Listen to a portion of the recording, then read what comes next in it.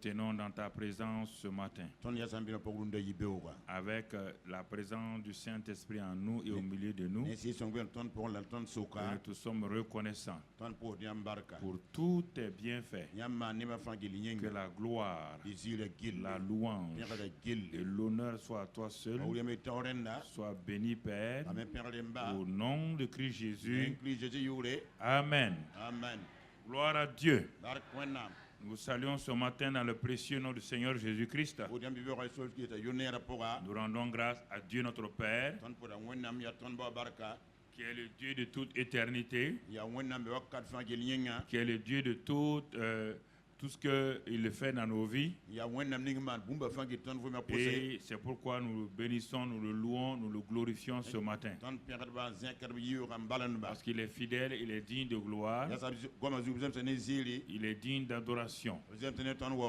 Et nous magnifions son nom. Alors ce matin, nous sommes là. Nous sommes dans le mois. Dans quel mois, mon frère? C'est quel mois? Dis-le à haute voix pour qu'on entende.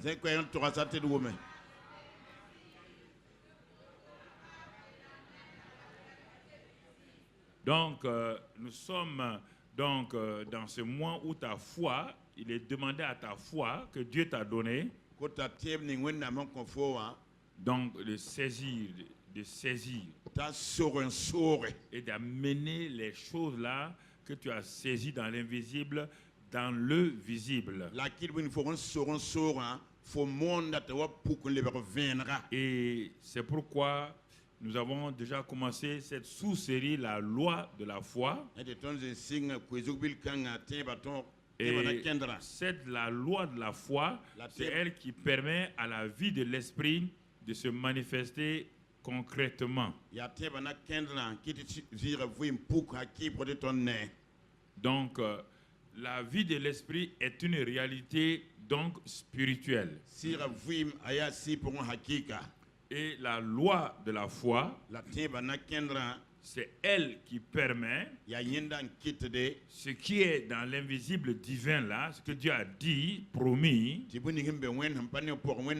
ça vienne dans le visible humain ou naturel. Alors, si tu ne tiens pas compte de ça, il y a un problème. Puisque la Bible dit que sans cette foi-là, il est impossible d'être agréable à Dieu. Alors, si c'était une chose qui était au ciel, appelée la foi, alors j'allais dire à Dieu, vraiment tu es injuste. Comment peux-tu me demander quelque chose qui est au ciel, que si je ne l'ai pas, je ne te serai pas agréable? Non, Dieu me dit non, mon enfant. Ouvre bien la parole de Dieu et lis et médite bien ce que j'ai dit. N'écoute pas les gens qui sont à gauche, à droite, qui parlent au hasard sans vérifier la parole de Dieu.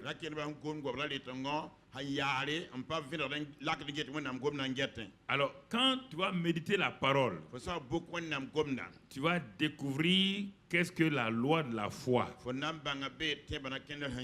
Et tu vas découvrir trois déclarations principales. Un, où je dis que dans Romains 12, 3, on va pas, c'est une révision. On a déjà vu tout cela, que Dieu a donné une mesure de foi à chacun d'entre nous. Il a donné une mesure de foi à chacun d'entre nous lorsque nous avons cru en Christ.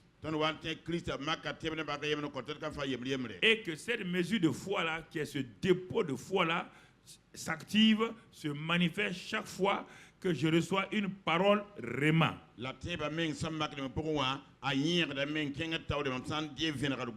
C'est ça qu'on dit, que la foi vient de ce qu'on entend vient de la parole de Christ.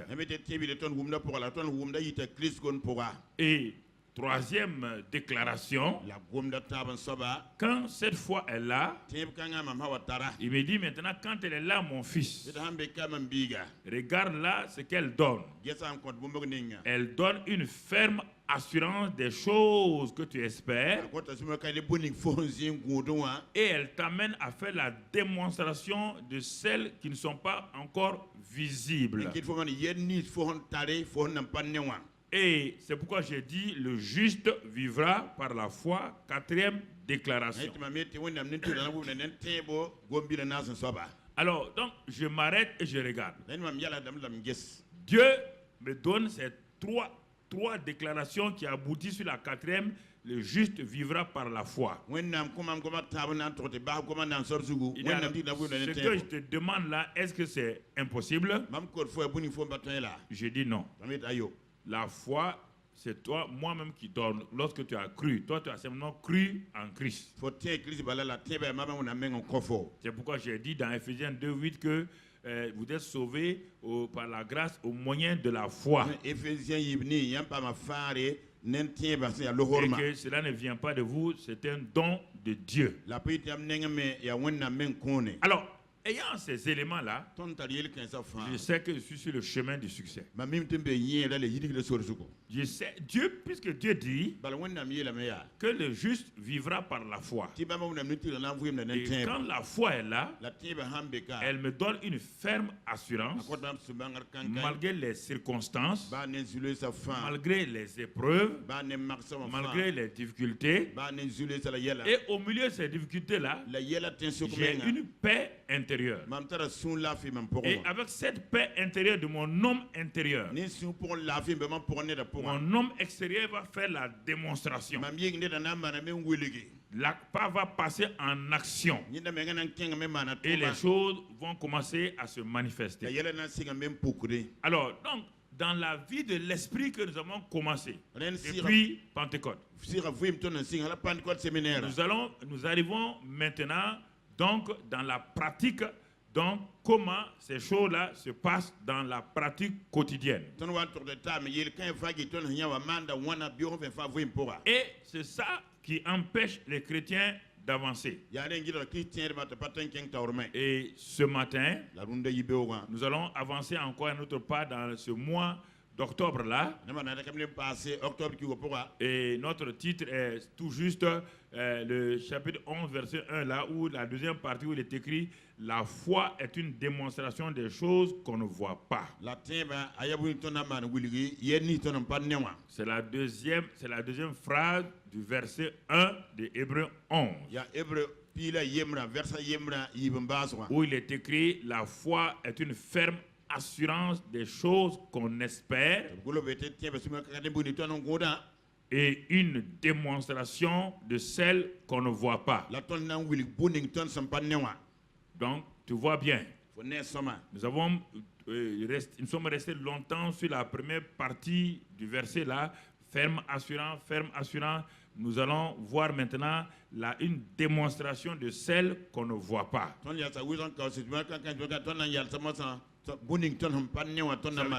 Des choses invisibles que les cinq sens de l'homme ne peuvent pas saisir. Alors, je dois m'arrêter là pour réfléchir selon la parole de Dieu. Il faut d'abord que nous nous accordons que Dieu ne ment pas. Il n'y a pas de mensonge dans la parole de Dieu. S'il y a un doute déjà à ce niveau-là, il vaut mieux fermer la Bible, aller chercher notre religion. Je te dis la vérité. Si tu ne crois pas ça, ferme la Bible, tu amènes ta carte de baptême de membre et on te dit au revoir. Parce qu'on ne peut pas marcher ensemble. On n'est pas dans la même direction. On n'est pas dans le même royaume. Nous sommes des inconnus. Ça, c'est important que nous comprenions. Ce sont des choses essentielles que j'établis dans la vie des gens. Alors, le Dieu qui ne ment pas, en qui il n'y a aucune ombre de variation, me dit clairement: si Tu crois. Moi, je te donne la foi. Qui est liée à la parole. Il dit que quand cette foi est là, mon fils, ma fille, il y a deux choses que tu vas donc constater. Premier constat, il y a une ferme assurance. Les choses que tu espères là, il y a une ferme assurance en toi. Tu ne peux pas décrire malgré le fait que rien ne va, mais il y a une ferme assurance en toi. Et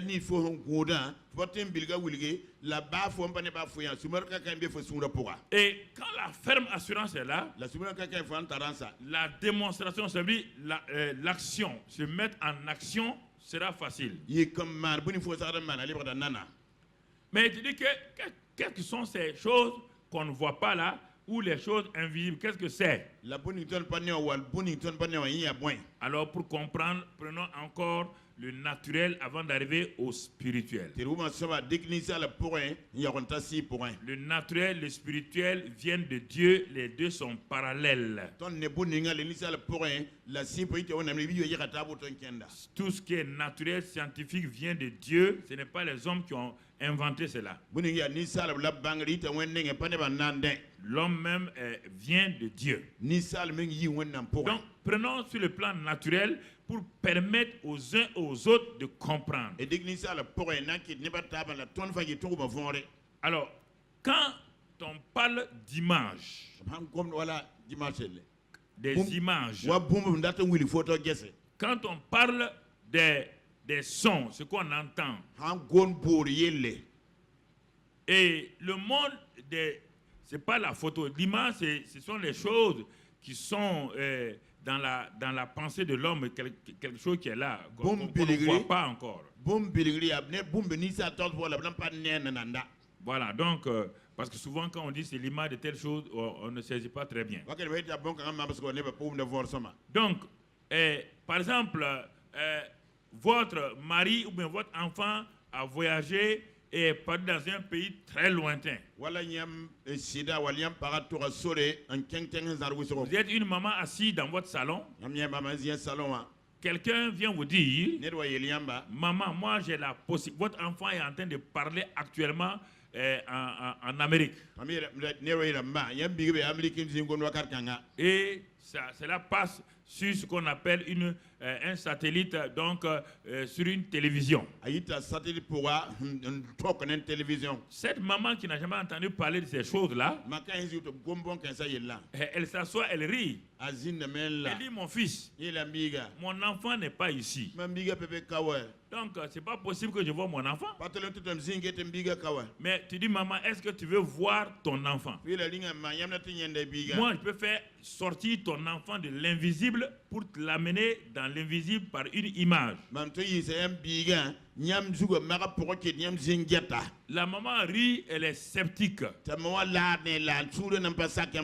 en ce moment-là, vous prenez tout juste votre télécommande, et vous appuyez sur la télévision. Et vous cherchez, vous tombez sur la chaîne où le fils de cette maman est en train de parler, donc devant le public. Dès que vous appuyez sur ça, la maman qui est assise ici au Burkina Faso voit son fils donc en train de parler donc à New York. Elle est étonnée. Elle sait que c'est son fils. Elle dit, mais comment cela se fait-il? Qu'est-ce qui s'est passé?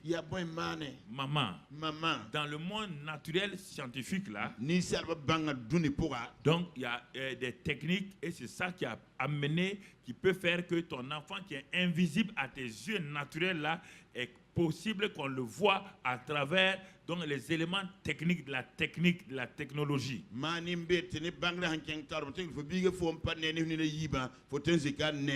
Ça, c'est le premier exemple, et pour que tu comprennes. Pourtant, l'enfant est à plus de 5000 km d'ici. Voici la maman qui est assise ici, en train de voir son enfant parler, elle entend son enfant, elle voit tout, et tout tout est là devant elle. Deuxième élément sur le plan naturel. On dit aux hommes que ce sont les microbes qui les rendent malades et les microbes qui les tuent, qui tuent les hommes. Les hommes rient, ils disent non, quel microbe? Ils disent mais on ne les voit pas. Il dit mais quelque chose qu'on ne voit pas, comment ça peut tuer quelqu'un? Il dit non, on ne les voit pas avec les yeux naturels. Alors si on ne les voit pas les yeux naturels, comment toi tu peux dire que c'est quelque chose qu'on ne voit pas les yeux naturels tue quelqu'un? En ce temps, tu prends ton microscope, tu amènes, tu mets une plaquette là-dedans, tu dis à la personne, viens regarder. Quand il ferme son œil, il regarde, il voit des choses bouger. Il dit, retire tes yeux. Est-ce que tu les vois? Il dit non. Regarde encore. Il regarde. Il les voit. Il dit c'est ça là. C'est ça ce microbe là qui a tué les gens. Ça c'est sur le monde naturel. Et un autre élément qu'on appelle le télescope. Lui il va dans le monde très lointain. Des choses qui ne sont pas visibles à l'œil humain. Arrive à découvrir des planètes donc cachées, des éléments cachés. Quand on vous dit ça, personne ne doute. Vous croyez à ces professeurs, vous croyez à ces scientifiques, et vous achetez leurs journaux, vous les applaudissez et tout. Dieu vient pour vous dire la même chose. Là, vous voulez douter. Comment voulez-vous avancer? Si cet homme-là nie les microbes, après avoir vu les microbes là dans le microscope, dans le truc là, ok. Microscope, ouais, c'est ça. Mais il va mourir. Il ne croit pas au microscope. Il ne croit pas au microbe. C'est pourquoi beaucoup de chrétiens ont des problèmes. Dieu dit, il n'y a pas qu'un monde naturel invisible seulement. Il y a un monde spirituel invisible. Donc moi-même je suis le premier élément. Moi Dieu même je suis le premier élément de ce monde spirituel invisible. Tu parles de moi tous les jours. Tu m'as déjà vu? J'ai dit non. Alors... Tu ne m'as pas vu? Alors, si il faut des microscopes pour voir les microbes, il faut la télévision ou le satellite pour voir l'image de quelqu'un qui se trouve à 10 000 km. Dieu dit aussi, pour voir le monde invisible de Dieu, il y a un moyen que moi j'ai donné aux hommes. Et si tu ne crois pas à ce moyen-là, tu ne sauras jamais qu'est-ce que le monde spirituel divin de Dieu. Tu ne sauras jamais comment sortir des choses invisibles qui t'oppressent, des esprits, de toutes des maladies, de ces choses. Tu ne pourras jamais sortir.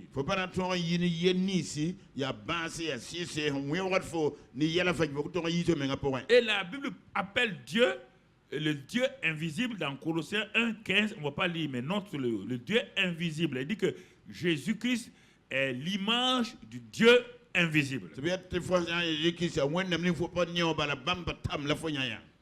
Donc, le Dieu invisible que personne ne voit, pour être visible, il s'est incarné. Il est venu sur la terre pour que les yeux naturels le voient. On ne peut pas voir Dieu. Il s'est rendu, il a pris un corps. Et pour le rendre visible. Jésus dit, celui qui m'a vu a vu le Père. Maintenant, Dieu est au milieu de vous. Il s'appelle Emmanuel. Dieu au milieu de vous. Il s'appelle Emmanuel. C'est Dieu qui s'est rendu visible là. Est un Dieu invisible. Et on continue. Il dit, maintenant, tant Jésus est reparti. Et il veut maintenant que nous vivons par l'Esprit. Et là, il va nous faire entrer dans la vie de l'esprit. Pour que nous ne dépendons plus de la chair, de ce qui est naturel. Il a mis fin à ça quand le royaume des cieux est venu et que nous sommes nés dans ce royaume-là. Il dit dans le royaume de Dieu, il y a des réalités spirituelles qui sont là. Mais vous ne pourrez jamais les voir. Vous ne pourrez jamais les manifester si ce n'est pas par le moyen de la foi. De même que les 5 sens sont les moyens pour toucher le monde matière, de même la foi est le sens que Dieu a donné aux hommes nés de nouveau pour toucher le monde de l'invisible. Pour comprendre cela, allons dans 1 Roi, verset 18. On reprend encore l'histoire d'Élie avant de revenir. 1 Roi 18. Dans ce passage de 1 Roi 18 là, regardons bien quand Élie a confronté les prophètes de Baal. Il a dit c'est pas difficile. Vous dites que votre Dieu s'appelle Baal. Sa femme s'appelle Astarté. Ils ont dit oui. Bon, votre Dieu même a déjà une femme. Il n'y a pas de problème. Bon, c'est pas un problème ça. Bon, ça ne dérange pas. Ok. Bon, on va voir. Moi, mon Dieu s'appelle l'Éternel. Tous les deux dieux là sont invisibles. Ok. Il faut que vous montrez aux gens. Il faut rendre visible votre Dieu. Comme ça, il n'y a pas de problème. Il faut que vous rendiez visible votre Dieu là. Il faut le rendre visible. Il dit le Dieu, pour le faire, pour que les gens, pour qu'on voit que votre Dieu est réel, même s'il est dans l'invisible, qu'on l'amène à la visibilité. Il faut une démonstration. Si vous avez foi que votre Dieu est, plus tard, dans Hébreux 11, verset 6, c'est ça qu'il est dit. Que celui qui croit, donc il est impossible d'être agréable à Dieu, car nous devons croire que Dieu est et qu'il est le rémunérateur de ceux qui le cherchent. C'est-à-dire que comme il est, il existe. Ceux qui le cherchent là, on le fait sortir de sa cachette pour le rendre visible.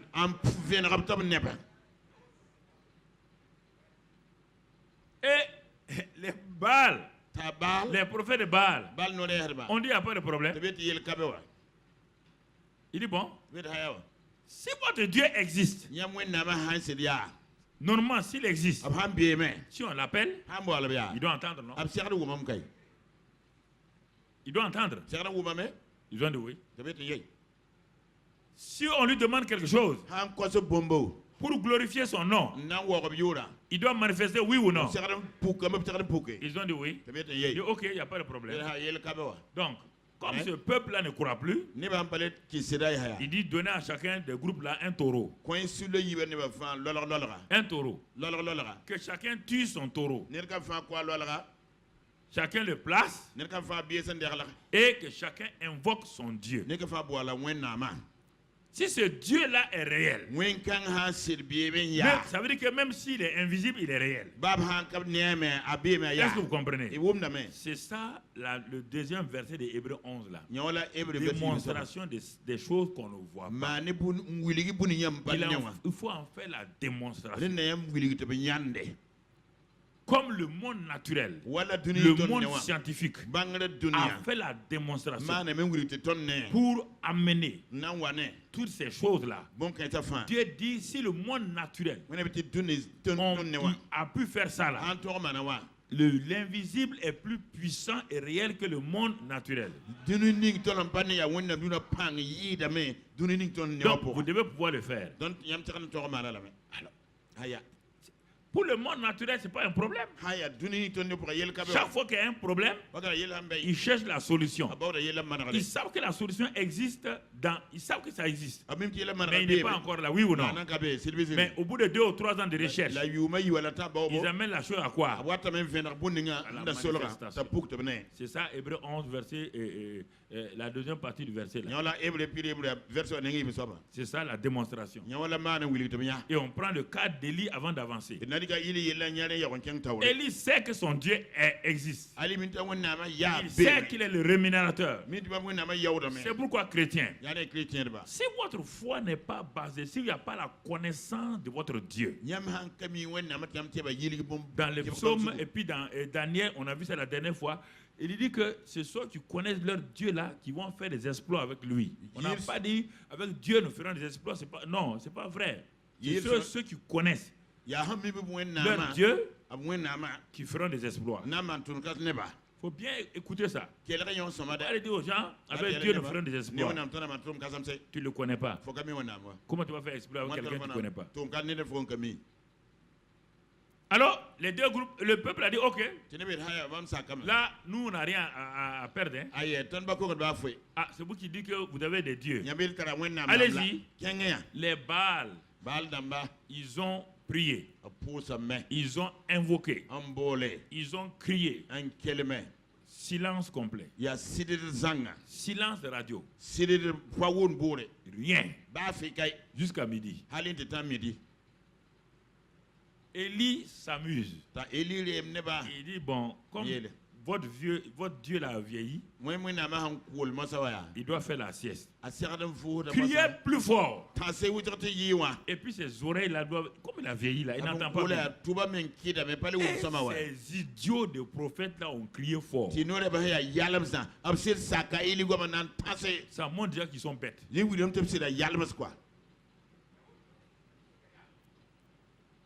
Votre adversaire vous ordonne de parler à votre Dieu et vous obéissez. Donc, il n'y a pas... Ils ont crié. Rien.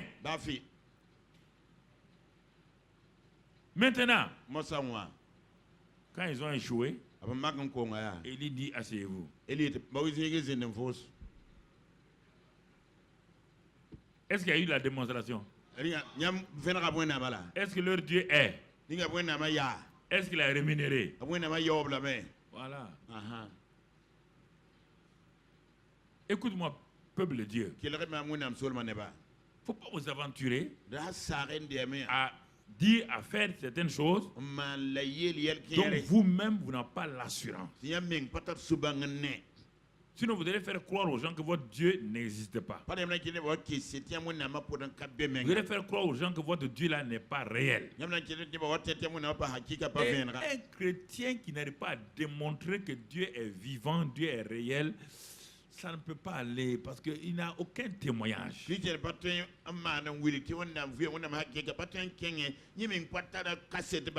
Regardez l'assurance d'Élie. Regardez son assurance. On est tout dans un roi, donc 18. Et qu'est-ce que Élie dit? Quand il a fini de faire ce qu'il devait faire, là, il a coupé le taureau, il a mis les bois, il a tout fait. Au verset 36, il dit au moment de la présentation de l'offrande, Élie le prophète donc s'avança et dit. Ouais, bien, il s'avance et il dit. Éternel Dieu d'Abraham, d'Isaac et d'Israël. Que l'on sache aujourd'hui que tu es Dieu en Israël. Moi, je le sais. Il faut que tout ce peuple-là sache que tu es Dieu en Israël. Deuxièmement, que je suis ton serviteur. Et troisièmement, que j'ai fait toutes ces choses par ta parole. Donc Élie dit ici, si on ne prend pas la dernière déclaration là, qu'il a fait toute chose par la parole. Donc ça veut dire, Élie ne s'est pas aventuré dans cette histoire-là parce qu'il veut démontrer. Il est parti parce que Dieu lui a dit d'aller ouvrir le ciel. Il a eu la foi venant de Dieu, de la parole de Dieu. Sa foi est venue de la parole de Dieu. Et ça, c'est important que nous comprenions. C'est pourquoi j'ai pris les 3 déclarations au début. Que la foi vient de ce qu'on entend. Et ce qu'on entend vient de la parole de Christ. Élie a entendu Dieu. Tu en avais lu au chapitre 18, verset 1. Il a entendu Dieu. C'est Dieu qui lui a parlé. Il est parti et ça lui a donné une ferme assurance. Et il est parti. Il a fait la confrontation. Et il sait que Dieu est invisible. Dieu qui lui a parlé, il ne l'a pas vu, mais ce n'est pas un problème. Il va montrer aux gens que son Dieu est visible. C'est pourquoi dans l'épître de Paul aux Romains, il est dit que toute la création attend la révélation des fils de Dieu.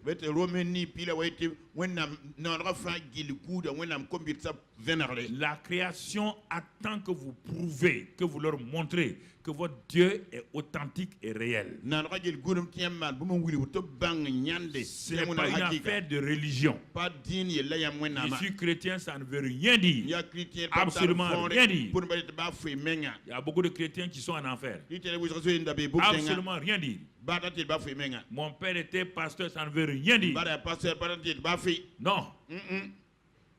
La création attend avec un ardent désir la révélation des fils de Dieu. La création t'attend. Qui dit tu es chrétien, toi, au TBI, la création, on s'en fout de TBI. Montre-nous que ton Dieu est vivant. Montre-nous que ton Dieu est réel. Regarde ta situation. Regarde ce que tu vis. Regarde tes problèmes. Tu ne t'en sors jamais. Regarde tes bagarres. Regarde ta misère. Regarde ta pauvreté. Regarde tes maladies sans fin. Comment peux-tu dire que tu as un Dieu si puissant et tu ne donnes pas preuve de cela? La création attend la révélation des fils de Dieu. La création soupire car la création est esclave. Elle dit que si les enfants de Dieu arrivent à se libérer, ils vont nous libérer. S'ils ne peuvent pas se libérer, comment pourront-ils nous libérer? Voici le problème que nous avons. Si la création dit, si celui-ci a dit qu'il est fils de Dieu, celui-ci a dit qu'elle est fille de Dieu, elle est esclave comme nous, laissons-la passer. Ce n'est pas un fils de Dieu, c'est un épios, c'est un enfant, un chrétien charnel. Il ne nous intéresse pas. Laisse-le aller à l'église. Il dit au démon, il ne faut même pas le poursuivre. Laissez-le, car il ne peut rien démontrer aux gens. Et Élie dit, il dit ceci, que j'ai fait toutes ces choses-là par ta parole. Réponds-moi, Éternel. Vous voyez bien, il dit réponds-moi. Il sait que son Dieu est réel. Bien qu'il ne voit pas, il ne le voit pas. Réponds-moi. Mais le peuple, il parle à qui? Les prophètes d'Astar-Baal, il parle à qui? Il parle à quelqu'un qui est réel. Il parle à quelqu'un qui est vivant. Il réponds-moi afin que ce peuple-là reconnaisse que c'est toi, Éternel, qui est Dieu et que c'est toi qui ramènes leur cœur. Et Dieu va se manifester. Et le feu de l'Éternel tomba. Et il consomma l'holocauste, le bois, les pierres et la terre. Et il absorba l'eau qui était dans le fossé. Quand tout le peuple vit cela, ils tombèrent sur leur visage et dirent, c'est Baal qui est Dieu. C'est l'Éternel qui est. C'est l'Éternel qui est. Est-ce qu'ils ont eu peur des prophètes de Baal? Ils les ont quoi? Ils ont eu peur d'eux? Mais avant ils avaient peur d'eux, non? D'où vient ta peur? Parce que tu n'as pas de connaissance. Ta peur est basée sur ça. Tu es dans un monde d'ignorance, dans un monde où il n'y a rien. C'est pourquoi tu as peur des sorciers, tu as peur des démons, tu as peur de ceci ou cela, tu as peur. C'est simplement ça. Voici tout le problème. Tous tes enseignements, lutter contre les hôtels, c'est fou. Laissez-moi tranquille avec ça.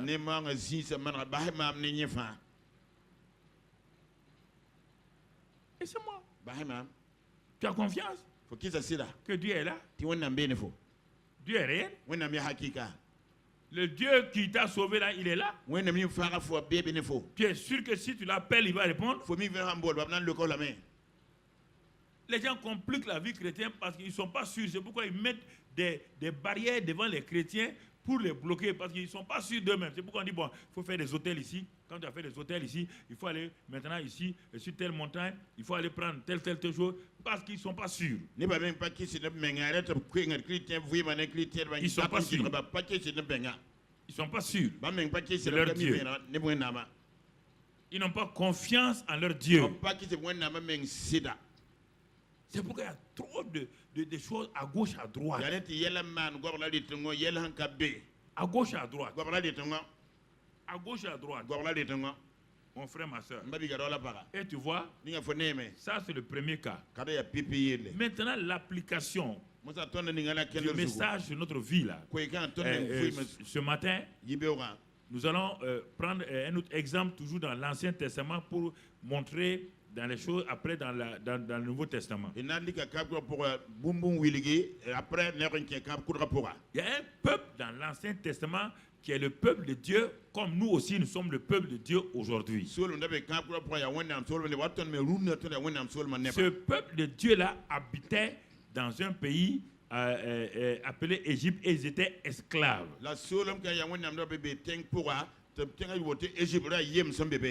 Ils étaient esclaves. Mais leur Dieu leur avait dit une chose. L'esclavage là n'est pas un problème. Le fait que tu sois en Égypte là n'est pas un problème.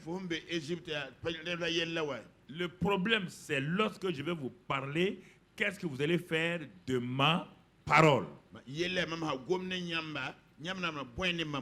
Écoutez-moi ce matin. Non, le monde est comme ça. Non, c'est pas là le problème. Que faites-vous de la parole de Dieu? Tout est là. Que faites-vous de sa parole? Et un jour Dieu dit, bon, j'avais dit que vous serez esclaves là. L'esclavage est terminé. Vous allez sortir. J'ai une grande destinée pour vous. Écoutez-moi. Une grande destinée pour vous. Des gens qui ont été dans l'esclavage pendant 4 siècles, c'est difficile qu'il y ait une percée en eux parce que leur mentalité était une mentalité d'esclave.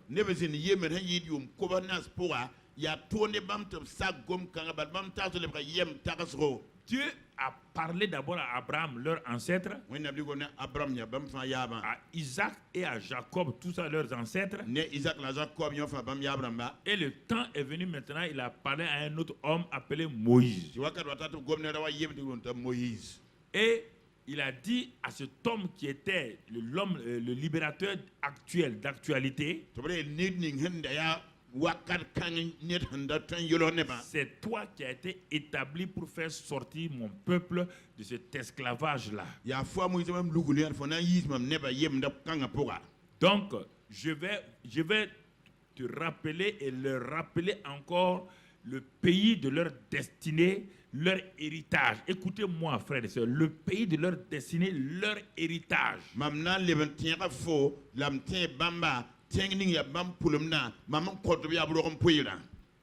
Je vais travailler d'abord leur mental. Tant qu'ils ne vont pas voir l'image de ça là, ils ne pourront pas le manifester dans la réalité.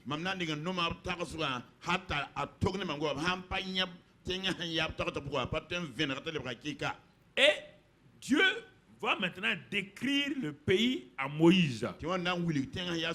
Il avait déjà parlé de ça à Abraham dans Genèse 15. Il a parlé ça à Isaac. Il a parlé ça à Jacob. Maintenant, comme ceux qui devaient sortir, ils sont là, il va rappeler à Moïse, écoutons, et nous allons voir comment nous avons l'habitude de voir nos vies à travers ces témoignages que nous allons voir du peuple de l'Ancien Testament.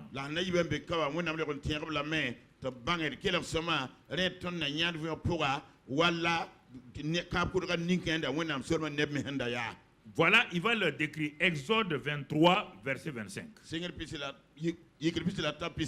Exode 23, verset 25. Et qu'est-ce que Dieu leur dit? Il dit, quand vous serez dans le pays là, ils n'ont jamais vu le pays. Le pays est invisible. Mais il existe. C'est ça que je dis là. La foi est une démonstration des choses qu'on ne voit pas, mais qui existent. On ne les voit pas. Elles existent. Et tu vas voir dans ce passage-là quelles sont les choses qu'ils ne voient pas, mais qui existent, qui sont réelles. Verset 25. Vous servirez l'Éternel votre Dieu, et il bénira votre pain et vos eaux. Quand il leur parlait de ça, il n'avait pas de pain, et il n'avait pas d'eau. Ils étaient esclaves en Égypte, en train de sortir maintenant pour aller tout doucement. Et regardez ce que Dieu dit. Dans le pays où vous allez entrer là, j'éloignerai la maladie du milieu de toi.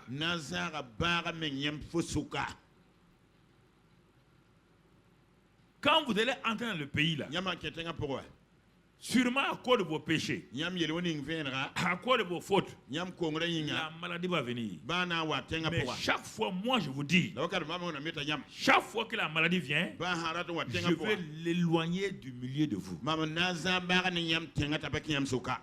Mais est-ce que vous voyez ça? Non, ça ne passe pas.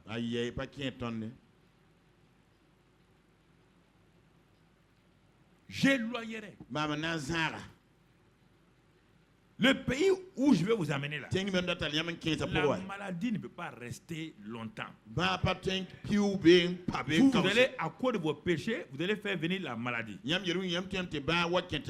Mais moi, à cause de mon amour, de ma compassion, je vais éloigner la maladie.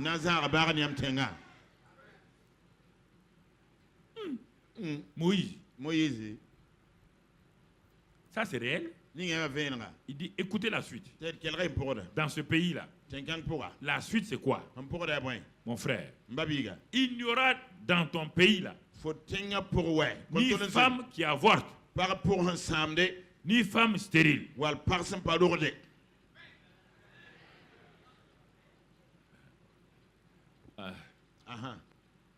Vous savez pourquoi vos amens sont faibles et que leurs amens étaient faibles?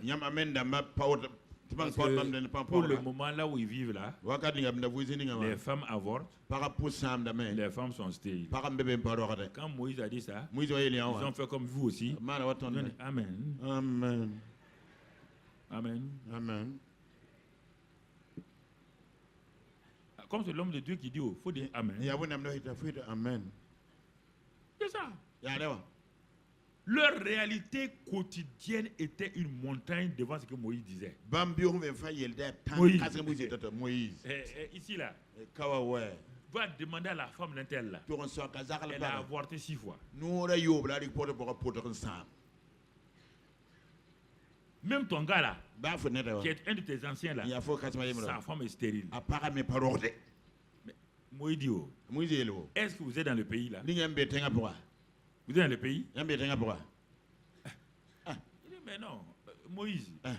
La réalité, c'est la réalité. Dieu dit dans le pays.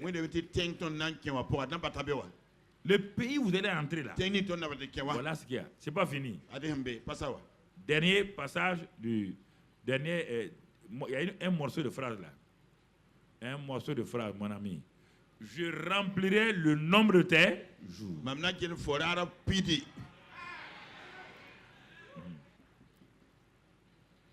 L'homme n'a pas changé, hein? Même chose. Regardez, on a été décrire un pays trop beau pour être vrai. Moïse a parlé. Moïse est un beau parleur. Ce pays-là existe, Moïse. C'est ça. Ce pays-là existe. Démonstration des choses qu'on ne voit pas. On va faire la démonstration. Ils sont en train d'écouter la parole pour créer la foi en eux. Parce que la foi vient de ce qu'on... Moïse est en train de parler la parole de Dieu pour qu'ils aient la foi. On n'est pas arrivé à la démonstration encore. Moïse veut créer en eux la ferme assurance. Simplement la ferme assurance. On n'est pas arrivé à la démonstration. Il continue. Moïse sait que la foi vient de la parole de Dieu. Et il continue. On trouve un autre passage. J'enverrai ma terreur devant toi. Je mettrai en déroute tous les peuples chez lesquels tu arriveras. Et je ferai tourner le dos devant toi à tous tes ennemis.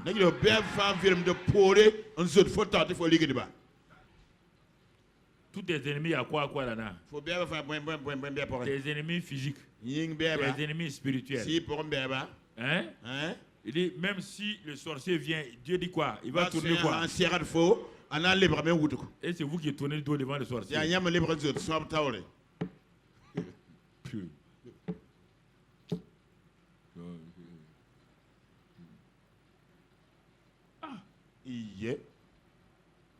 Regardez. Continuons dans Deutéronome 8. D'autres éléments. Il est en train, c'est ta destinée comme ça, ton futur. Il est en train de dire à ce peuple-là leur destinée, leur futur. Deutéronome 8, 7. Car l'Éternel, ton Dieu, il va décrire le pays là-dedans, va te faire entrer dans un bon pays. Pays de cours d'eau, de sources et de lacs, qui jaillissent dans les vallées et dans les montagnes. Pays de froment, d'orge de vigne, etc. La suite. Pays où tu mangeras du pain avec abondance. Où tu ne manqueras de rien.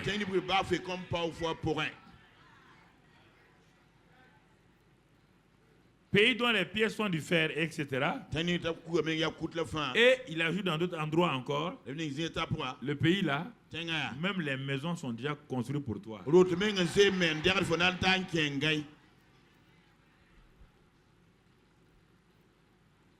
Les agences immobilières ont construit ta maison pour toi.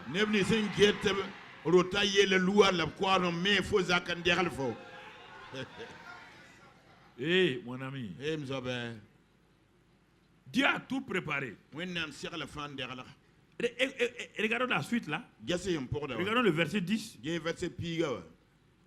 On a déjà prêché ces choses-là, notre héritage, on a donné ça il y a des années et des années.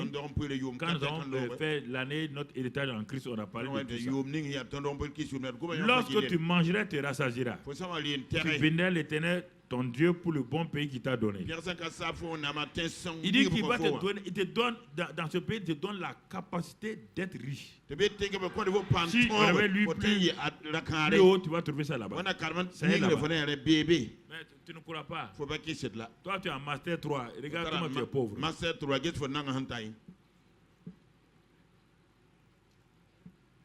regarde. Par manque de connaissance. Par manque de connaissance. Je vous ai dit la semaine dernière. Le problème, c'est que les gens, ils ont laissé les voies de Dieu pour aller entrer dans les voies de l'être humain. Si c'est les voies de l'humain là, c'est celui qui a la connaissance par rapport à toi qui va te dominer. Mais oui. Écoutez, dans les affaires, un chrétien qui est dans les affaires, qui ne marche pas selon les voies de Dieu, il va trouver dans les affaires là, des gens même qui ne sont pas chrétiens, mais qui ont une expérience des affaires il y a 15-20 ans. Le chrétien va rentrer, ils vont le dominer, ils vont le maltraiter, il sera leur employé. Oui ou non? Au lieu d'appliquer les lois spirituelles de Dieu, du succès, il s'en va à l'école de l'entrepreneuriat. C'est bon. C'est limité. L'école de l'entrepreneuriat, c'est qui? C'est fait par des gens qui ne sont pas chrétiens.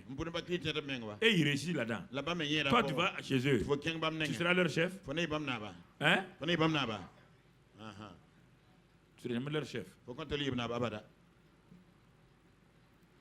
Parce que tant que tu vas appliquer leurs lois, et ils sont en avance sur toi, ils vont te dominer. Il faut regarder ce que Dieu dit. Dieu leur a donné tout ça là. Dieu vous donne la capacité d'être riche. Mais on va voir, est-ce que la parole qui leur a été donnée là, est-ce qu'elle va le servir? La question, toutes ces paroles-là, Josué était là, Caleb était là. C'est Moïse qui est en train de parler la part de Dieu. Le prédicateur Moïse parle. Les gens croient les bras, les datés couraient, Abiram croient les bras. Et vraiment Moïse même, il est en train de flatter le peuple. Il flatte le peuple. Des esclaves qui seront affranchis et qui vont envoyer un tel pays. Non, il flatte les gens. Et c'est pourquoi au milieu de nous parfois, il y a des gens comme ça. Ils viennent, on ne sait pas pourquoi ils viennent. Chaque dimanche ils sont là. On ne sait pas pourquoi ils sont là. Ils s'asseyent, ils écoutent, ils se lèvent. Ok. Bon, on verra. Tu n'as pas à voir avec moi. C'est toi, tu dois voir chez toi. Quand quelqu'un ne veut pas... j'avais bien dit. Je savais. Non. C'est chez toi. Moi, je suis en train de parler à toi. C'est toi qui dois t'évaluer. Tu n'as pas évalué l'église. Tu n'es pas un auditeur pour venir évaluer l'église. Tu dois évaluer ta propre vie. Quel est ton taux de succès? Quel est ton taux de progrès? Quel est ton taux de transformation? C'est ça que tu dois voir. Pas les autres. La vie des autres ne t'intéresse pas. C'est ta vie. Et vous allez voir, tout le monde a entendu ça. Tous ceux qui ont quitté là ont entendu ça. Mais vous allez voir, ceux qui vont rentrer. Ceux qui vont entrer dans leur destinée. Ils ont commencé à tomber un à un dans le désert. Ils n'ont jamais vu leur destinée. Le monde, ce que Moïse leur a décrit là, c'était des rêveries.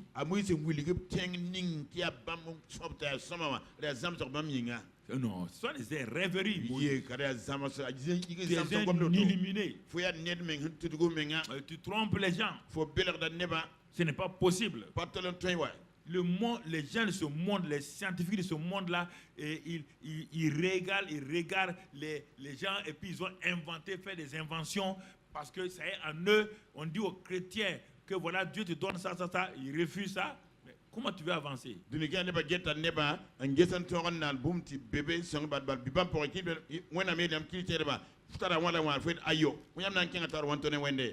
de ce monde, quand ils étaient dans l'obscurité, ils ont dit nous refusons de vivre dans l'obscurité. Certains sont assis, ils disent on voit la lumière.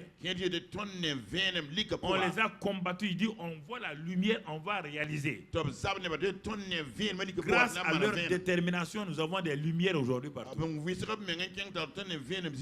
C'est parce qu'ils ont continué à croire qu'il y a la lumière en eux. Ils l'ont travaillé. La lumière était invisible. Personne ne savait ce que ça veut dire lumière. Électrique en particulier. Non. Ils l'ont sorti. Ils l'ont présenté. Et aujourd'hui, tout le monde en bénéficie. Le Dieu créateur du naturel vient parler à ses enfants. Le Dieu du surnaturel vient parler maintenant à son peuple. De même que naturellement, ceux à qui j'ai inspiré ont pu réaliser les choses scientifiques et naturelles. Vous avez la capacité par le Saint-Esprit qui habite en vous de faire vous aussi des exploits. Le peuple de Dieu dit non. On va prier. On va gêner. As-tu d'abord accepté la parole? As-tu accepté de reconnaître que Dieu dit la vérité? La parole est donnée. Nous allons voir maintenant, est-ce qu'il y aura la démonstration? Est-ce qu'il y aura la démonstration? Mon frère, ma soeur. Alors, Dieu va aller à une autre étape avec eux. Quelle est cette étape-là? Je l'ai appelée l'étape de l'exploration. De l'exploration. Allons lire dans Nombre 13, verset 1 à 3. Nombre 13, verset 1 à 3. Regardez, Dieu va passer à une autre étape maintenant. Quand ils sont sortis, ils sont en train d'aller vers cette terre dont Dieu a parlé, le bon pays. Dieu parla à Moïse et dit, je regarde ton peuple là, mais ils ne sont pas arrivés à saisir leur mentalité d'esclaves là. Je les vois, ils murmurent entre eux, ils n'arrivent pas à croire. Ils ne peuvent pas accepter de croire que ce monde-là existe, ce que j'ai décrit, ce que tu as dit là, ils ne croient pas ça, ils ne croient pas.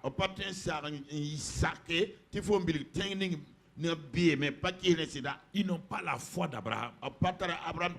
Il dit, Moïse, regarde Abraham. Il était seul. Seul. Il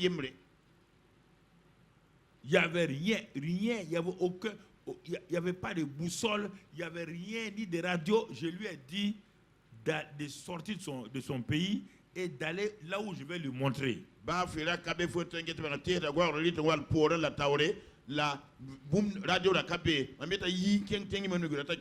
Il dit, mais il est sorti, il est parti. Sa situation était pire que la vôtre. Il était seul. Il n'a pas été enseigné. Il était un païen que j'ai appelé. Personne ne l'a conseillé. Mais quand j'ai dit à Abraham, un homme seul de 75 ans, avec une femme de 60 ans, je lui ai dit, Abraham, regarde, je fais de toi père de multitudes. Des nations vont sortir de toi. Il dit, le gars a capté sa tact. Moi assis ici, tout seul, je suis père. À mon âge là, une multitude. Des nations vont sortir de moi. Des rois vont sortir de moi. Alors que j'ai un pied dans le tombeau déjà. Et ma femme est âgée et sans enfant. Mais comme c'est toi Tu t'appelles qui encore? Je m'appelle l'Éternel. Moi, j'adorais les idoles. J'ai jamais entendu ce nom-là. Mais moi, je ne te connais pas, mais j'ai confiance en toi.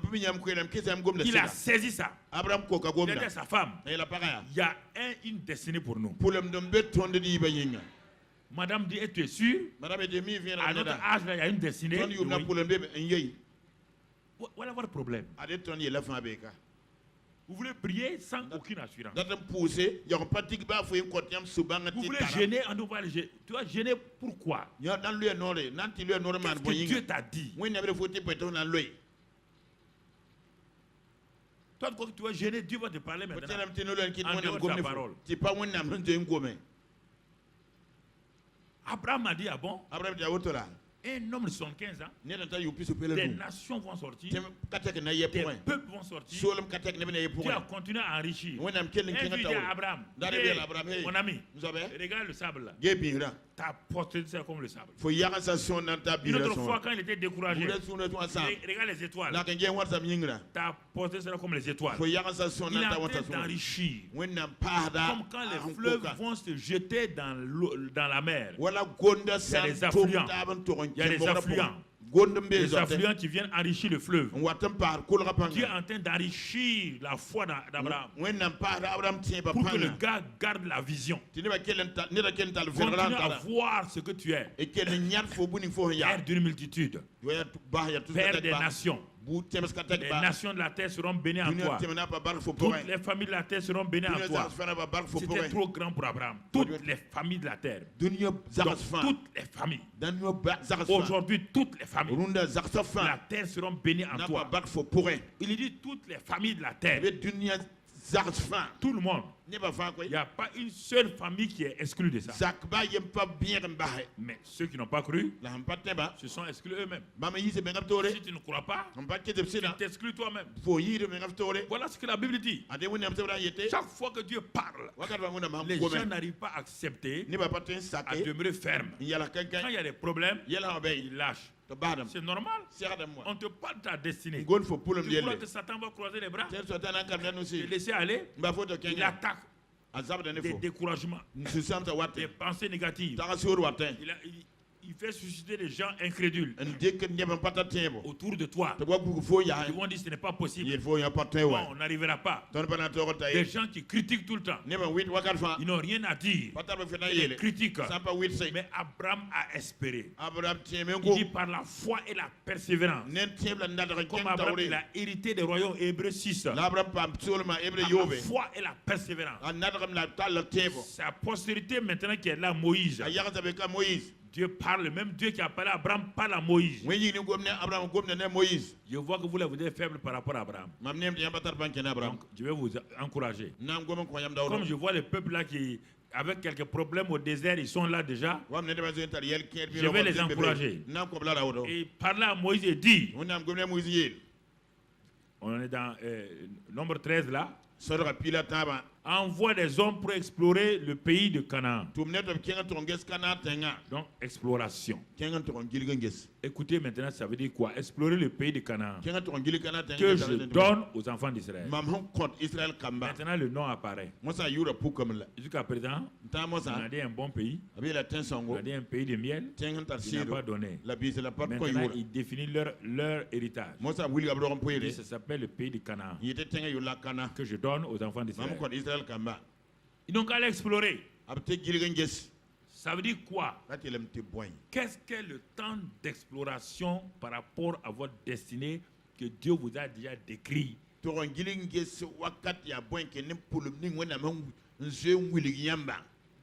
dans leur destinée, là, je reprends les éléments qui sont dans leur destinée.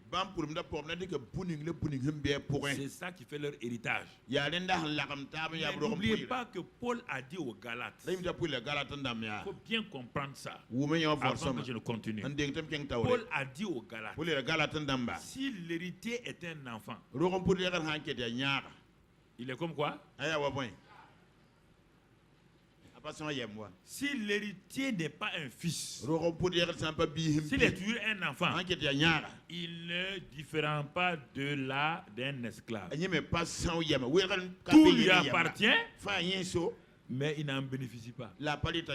Beaucoup de chrétiens ont cette mentalité d'enfants népios. L'héritage est là. Il ne croit pas. Il ne peut même pas gérer.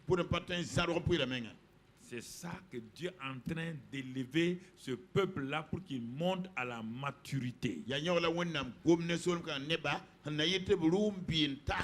Il dit, comme il en est ainsi, maintenant, tu vas envoyer des gens.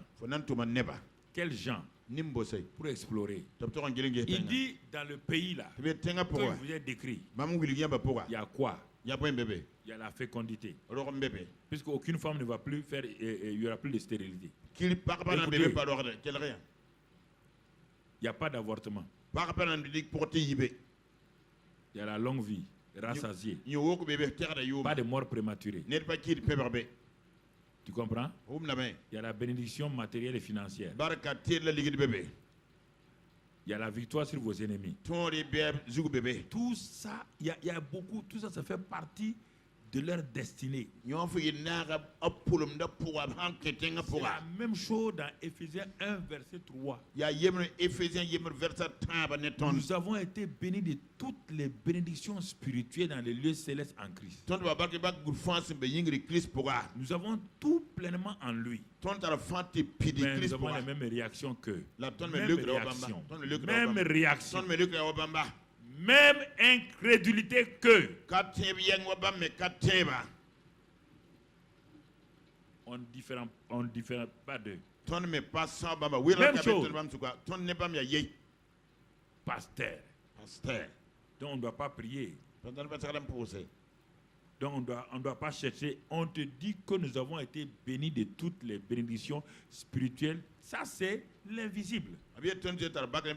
Ta prière consiste maintenant à faire quoi? Aller saisir l'invisible pour rendre ça visible. Saisir l'invisible par la foi pour rendre ça. C'est ça que Dieu est en train de faire. Comme eux, ils n'ont pas le Saint-Esprit, il est obligé d'aller étape par étape. Ils utilisent leurs 5 sens pour aller. Ils n'ont pas le Saint-Esprit. Il dit, bon, allez-y, explorez. Avec vos 5 sens. Mais n'oubliez pas, quand on a exploré là, vous avez la parole aussi. Oui ou non? Que le pays fait quoi? Je vous donne le pays vous appartient. Vous partez explorer un pays qui vous... Ah. Est-ce que vous partez explorer pour prendre possession du pays? Le pays vous a... Mais est-ce que ça veut dire que les habitants vont se coucher et vous allez marcher sur eux?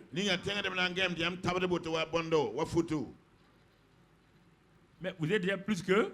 La mentalité, vous devez aller avec cette pensée. Pas avec la défaite. Avec la pensée des vainqueurs.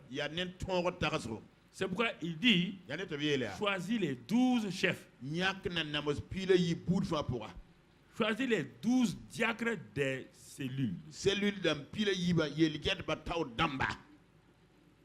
Choisis-les. Vous entendez? Il faut qu'ils viennent dire au peuple là qu'ils voient le pays là, mais qu'ils voient comment Dieu n'a pas dit comment ils doivent voir le pays. Il va voir comment ils vont voir le pays. Les 12 qui sont partis là sont des chefs de chaque tribu. Les chefs de tribu. Moïse dit, allez, explorez le pays. Et nous allons écouter votre témoignage. Ils sont partis. Écoutez-moi très bien. Ils sont partis. Et regardons comment ils vont voir le pays. Il y a 2 groupes qui vont commencer à se dessiner. Ils sont 12. C'est ça dans le christianisme. Il y a une majorité des gens toujours charnels qui ne voient que ce que leurs yeux voient, leurs oreilles entendent, il y a une minorité toujours qui s'appuie sur la parole de Dieu.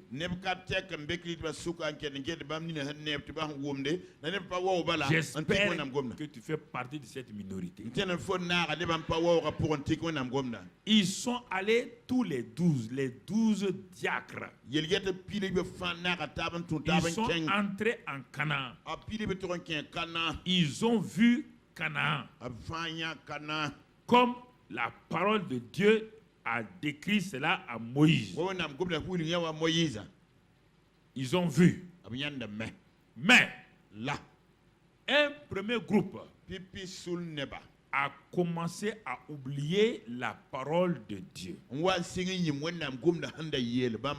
Leurs yeux se sont fixés sur autre chose. Satan a commencé à leur montrer des exceptions et ils vont prendre les exceptions pour en faire la règle générale.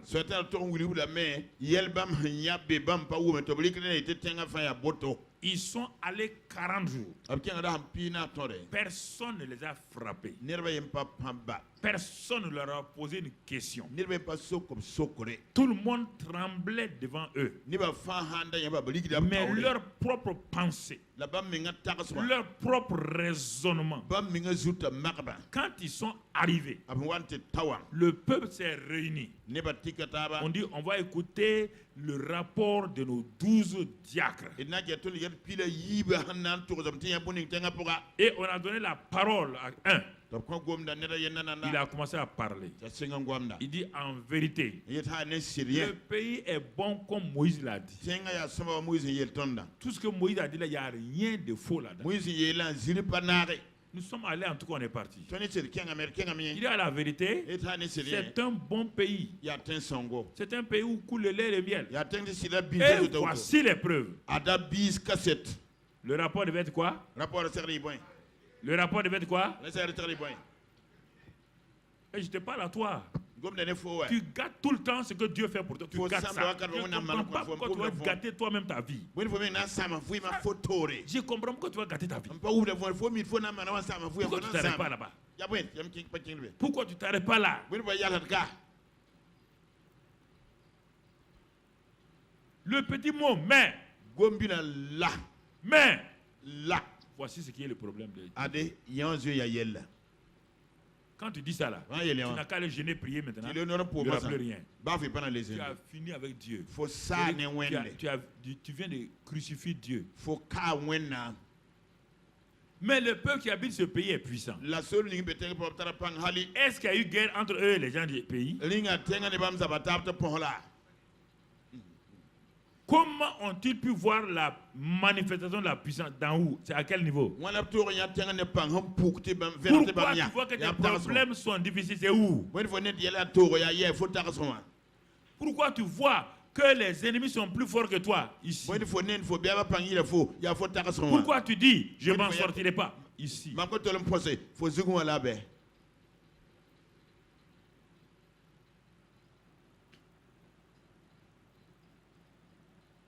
Pourquoi tu dis que le pays est pauvre ici?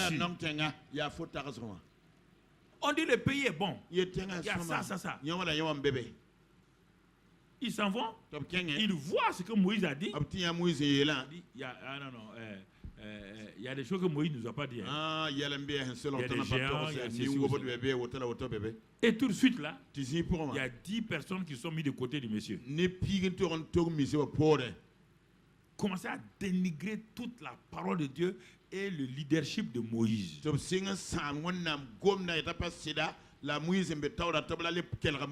Si tu as cette mentalité de dénigrer ce que tes leaders disent là, tu n'iras pas loin. Tu ne peux pas aller loin.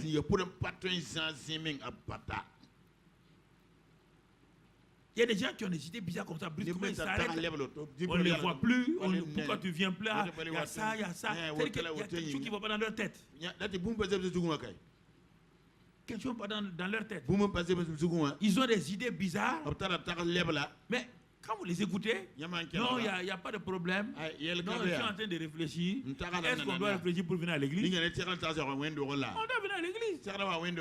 Venez à l'église. Il faut réfléchir.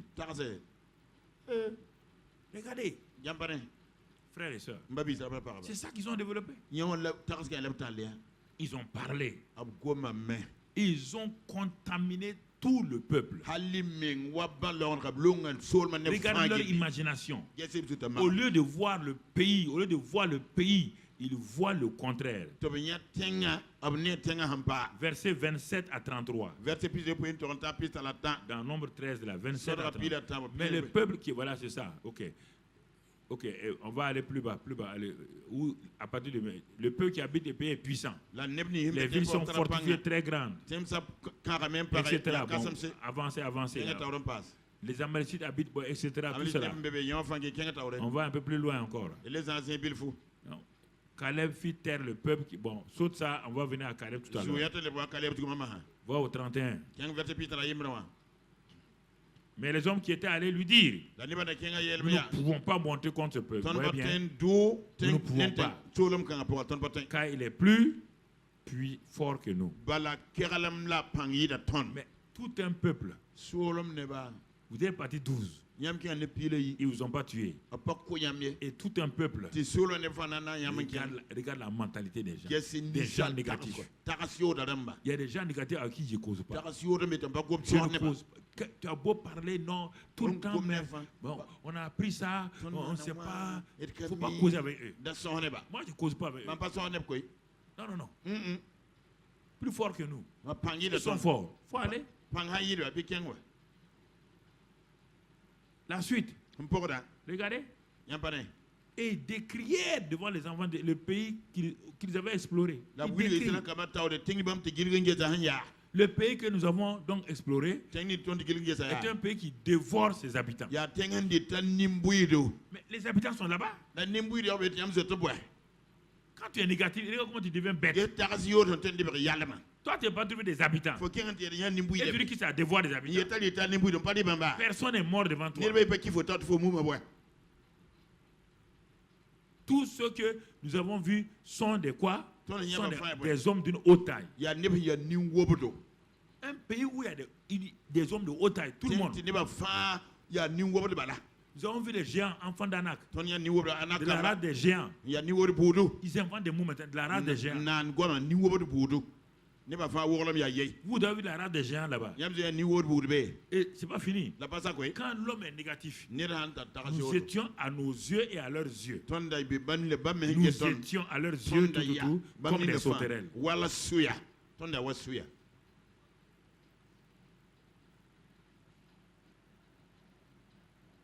Ah oui. Verset 1 à 14. Toute l'assemblée éleva la voix et poussa des cris. Et le peuple pleura pendant la nuit. Si tu es dans ce groupe-là, si tu ne sors pas de ça, te promener, contaminer des gens, tu n'entreras jamais dans ta destinée. Tu vas mourir prématurément. Je te préviens. Il faut arrêter ça. Tu veux mourir prématurément. Tu t'opposes à la parole de Dieu. Tu t'opposes à ça. Vous voyez bien? Ils ont parlé. Mais réaction de deux, les deux qui restent, Josué et Caleb. Regardez, ils étaient au même endroit. Mais ils ont dit, ah bon? Vous avez vu tout ça là quand? On ne s'est jamais quitté. On était ensemble matin, midi, soir.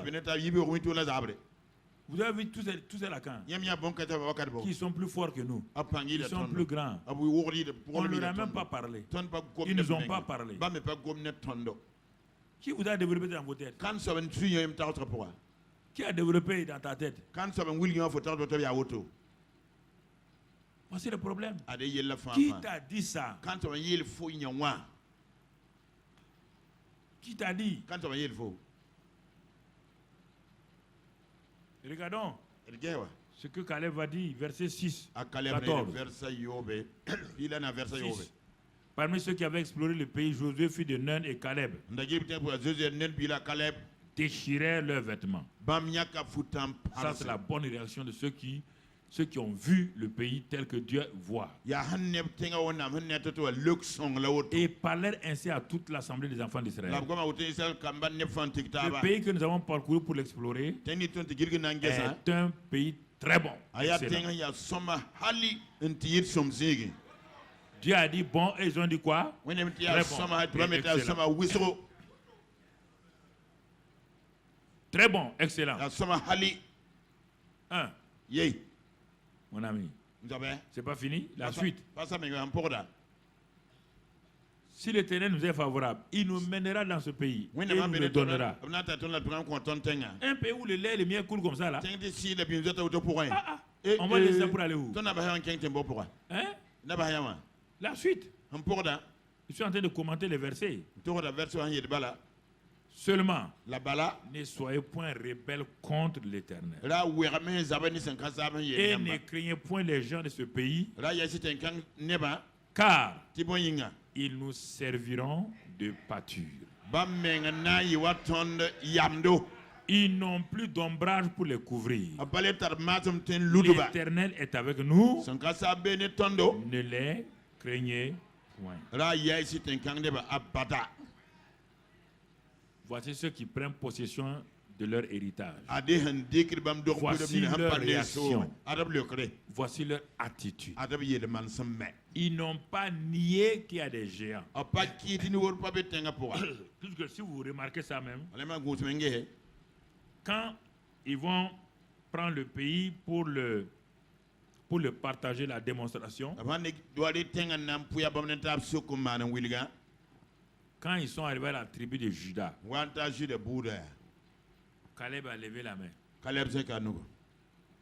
il a levé la main, disons dans Josué 14 maintenant, vous voyez ceux qui font la démonstration. Josué donc 14. Les filles de Juda s'approchaient de Josué à Gilgal et Caleb, fils de Jephné, le Kénézien, lui dit. Il dit, tu sais, ce que l'Éternel a déclaré à Moïse, homme de Dieu, au sujet de moi et au sujet de toi. Quand on était à Kades Barnea. Josué dit oui. Il continue. Qu'est-ce qu'il dit? Maintenant voici. L'Éternel m'a fait vivre comme il l'a dit. Il y a 45 ans que l'Éternel parlait ainsi à Moïse. Quand Caleb parlait là aux gens de cette terre, il avait 40 ans. Dans le livre des Nombres là. Il avait 40 ans. Jeune homme, 40 ans. Maintenant 45 ans. Tu vois, et maintenant voici, je suis âgé aujourd'hui de 85 ans. Et la suite, je suis encore vigoureux comme au jour où Moïse m'envoya. J'ai autant de force que j'en avais alors. Arrêtez vos fameuses maladies de vieillesse là. Les médecins chroniques vous disent maladie de vieillesse. Quelle maladie de vieillesse? Quelle maladie de vieillesse? Vous êtes vieux dans votre pensée, ouais. Les douleurs sont toujours là, même les enfants quand ils naissent, ils ont douleur. Oui ou non? Donc c'est douleur de quoi? C'est maladie de quoi? On vous a catégorisé maladie d'enfant, maladie de jeunesse, maladie d'adolescent, maladie de ceci, maladie de cela. Donc toute votre vie, on vous a mis dans des maladies.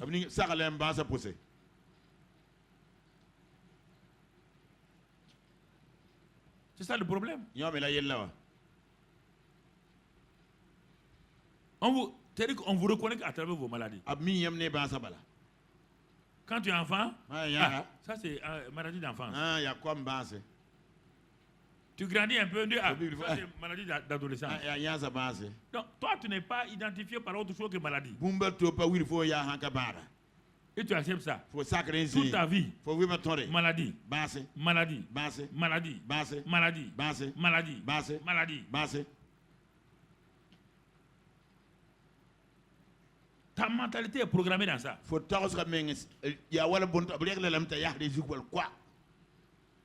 Ah, on a 60 ans maintenant. Donc, On va entrer dans quoi? Dans ta tête, c'est ça. Il dit 85 ans. Il suis vigoureux. Tu crois que quand il disait ça, il ne sentait pas de douleur dans son corps? Ou bien c'est l'absence de douleur là qui fait de toi que tu es. Il suis vigoureux. Vigoureux. Et puis ensuite, regarde, quand il y a 40 ans là, ils ont fait le voyage et ils ont exploré là. Qu'est-ce que Caleb a vu? Ils sont arrivés dans un endroit, il a vu la montagne là, il a vu les géants là. Dans son cœur, il a dit, quand on va partager le pays, là, ça c'est ma part. Dès le moment où il a dit ça dans son cœur, il a vu ça, c'est ça que Dieu va lui donner. C'est ce que tu vois là que Dieu va te donner. Ce que tu vois mal là, Satan aussi va te le donner. Toi, tu ne vois que ton cercueil. Vois-le, continue à le voir. Continue à voir ton cercueil. Tu n'as même pas 40 ans. Tu vois ton cercueil.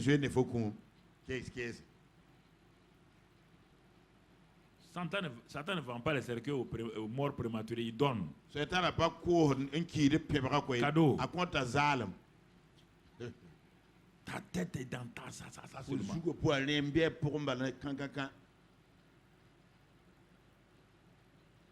À 40 ans, il dit, il ne sait pas quel jour on va prendre possession. Là. Mais dans sa tête, là, il a dit à Moïse, on est parti. Moi, je viens à un endroit là. Il y a des montagnes.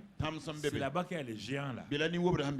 En tout cas, quand on va rentrer là, c'est là-bas que moi je vais prendre. C'est ça qu'il dit à Josué. Tu étais là quand il parlait à Moïse, non? Rappelle-toi, je vais l'endroit où il y a les Anak là. Donc, dans la partie, dans l'écriture là où il parle de ça, vous voyez bien, la suite. Donne-moi cette montagne dont l'Éternel a parlé dans ce temps-là.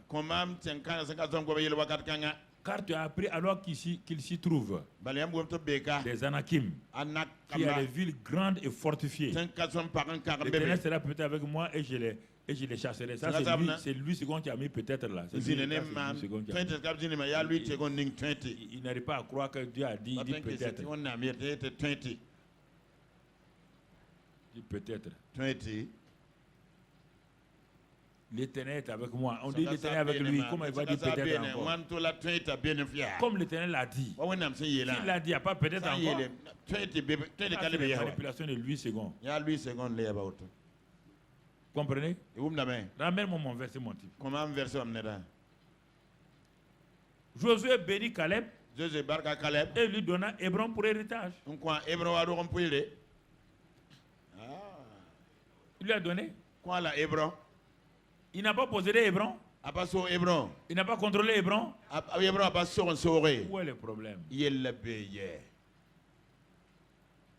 La foi est une démonstration des choses qu'on ne voit pas. Nous sommes à la démonstration.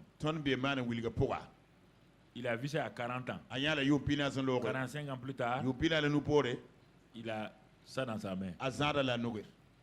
Malgré les luttes, malgré les difficultés, il n'a jamais perdu de vision que Hébron là est pour lui. Malgré ce que les gens ont dit, malgré les critiques, Hébron est pour moi. Malgré les difficultés, malgré toutes les trahisons, Hébron est pour moi. Voici comment vous, la deuxième partie de la foi là, que vous la démontrez. Avez-vous vu votre héritage? Si vous l'avez vu, avez-vous pris possession de ça dans votre cœur? Avez-vous accepté ça? Et maintenant, votre foi est-elle allée pour la prendre, pour la rendre visible? À travers, comme Abraham, il a fait quoi? Abraham a commencé à rendre grâce à Dieu. Il a commencé à louer Dieu. Quand Abraham, cette fois-ci, il était sûr et il avait l'assurance dans son cœur. Il a refusé de regarder aux choses qui sont autour de lui. Il a commencé à rendre grâce à Dieu. Il ne considéra pas. Il ne considéra pas que son corps était fiévreux. Il ne considéra pas que sa femme était post-ménopausée. Il ne considéra pas que son corps était usé. Il ne considéra pas les examens médicaux. Il n'a pas dit qu'il a renié, il n'a pas nié. Il ne les a pas comptabilisés. Il ne considéra pas. Il considéra quoi alors? La parole de Dieu. Voici, je t'ai établi père d'une multitude. Comme donc Caleb avait sa montagne. Abraham aussi avait sa montagne. Chacun de nous a une montagne. C'est pourquoi c'est la foi en moi, là, en ma parole qui transforme aux montagnes. Écoutez frères et sœurs, Jésus a trouvé, donc on va le voir une autre fois, il a trouvé un homme né aveugle. Qui n'a jamais vu quoi que ce soit de sa vie. Écoute-moi, qui n'a jamais rien vu de sa vie. Rien. Absolument rien. Il ne connaît pas le visage de sa mère. Il ne connaît pas le visage de son père. Il ne sait pas où, quand les gens parlent d'arbres, il ne sait pas qu'est-ce que c'est. Quand il parle d'oiseaux, il ne sait pas ce que c'est. Rien. Jésus le voit. Les gens veulent discuter doctrine. C'est afin que les œuvres de Dieu soient accomplies. Les gens disent, mais il doit avoir une raison. Jésus dit, laissez les raisons. Vous vous accrochez aux raisons inutilement. Il dit, c'est afin que les œuvres de Dieu soient manifestées et que le nom de Christ soit glorifié. Qu'est-ce qu'il va faire à cet homme-là? Il va prendre cet homme-là et le mettre devant lui. Le Père lui dit, tu as déjà vu cet homme-là? Il voit, il dit oui, j'ai vu. Parce qu'au ciel, comme tu l'as dit là, pourquoi il a dit afin que le nom de Dieu soit glorifié? Parce que Jésus dit qu'il ne fait rien sans voir le Père. Quand le Père a ouvert ses yeux spirituels et qu'il a vu cet aveugle-là voir, il a dit à cet homme-là, mon frère, ne t'inquiète pas. Il a craché.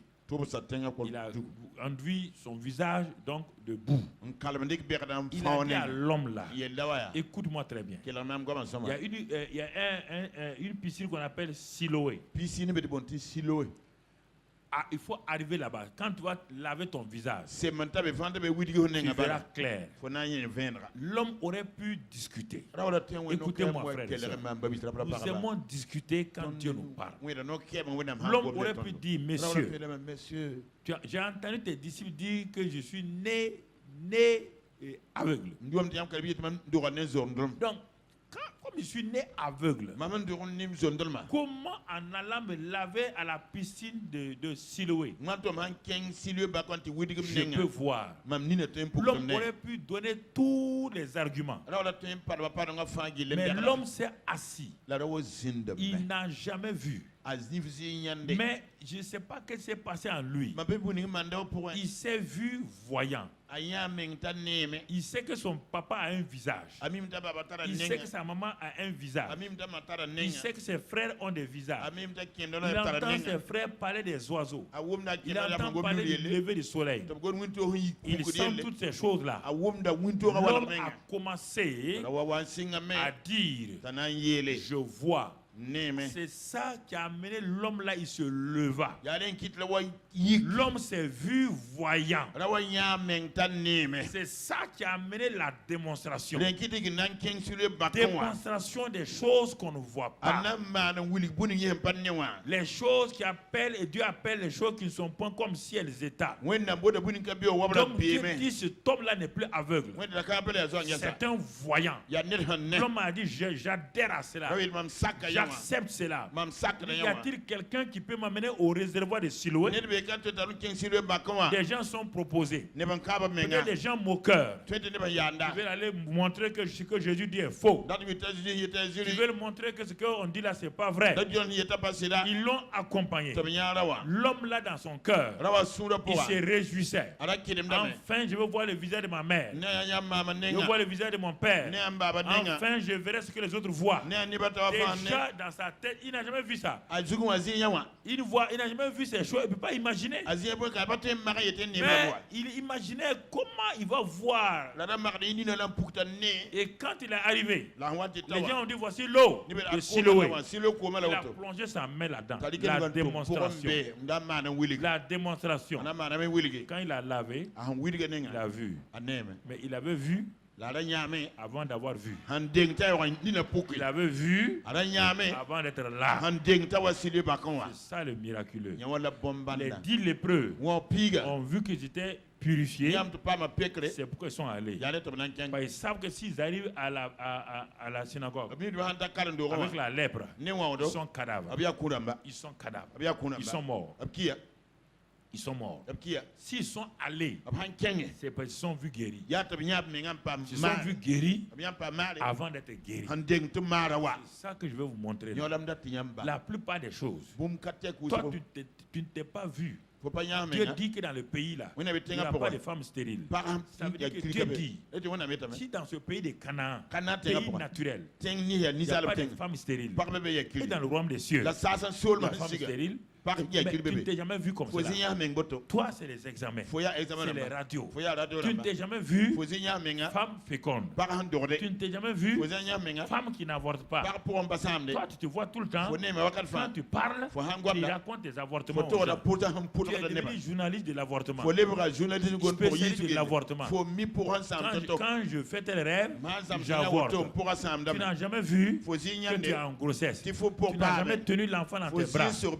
Tu n'as jamais tenu l'enfant dans ton sein. C'est pourquoi tu as un problème. On t'a dit qu'on ne peut pas voir un enfant à partir de 55 ans. On peut voir. Tu n'as jamais vu.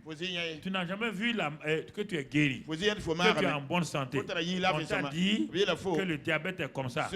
On t'a dit que l'hypertension est comme ça. Tu ne vis que de ça. Tu ne t'es jamais vu debout. Jamais. Tu ne t'es pas vu debout. Écoute-moi. Qu'as-tu vu? Que vois-tu? La question est là. Ce que tu vois là, ce qui t'arrive. Job a vu la destruction de sa famille. C'est ça qui est arrivé. La foi de Job. Un homme honnête, pur, sanctifié. Sa foi était dans la destruction familiale. C'est ça. Votre foi pour le pays du Burkina, c'est sur quoi? C'est le problème. Votre foi est sur quoi? Comment vous voyez le Burkina Faso? Ce que vous voyez là, ce qui va vous arriver. Si jamais c'est négatif, tu vas courir. Si c'est positif, tu verras que les ennemis sont vaincus. Ça dépend de toi. Mais si toi tu nous vois, toi tu t'assois, tu vois un Burkina Faso détruit, ta destruction que tu dis? Comment? Moi je vois un pays si beau détruit, un pays si vaillant détruit. Jamais. Non. La victoire est de notre côté. La victoire est de notre côté. Au nom de Christ Jésus.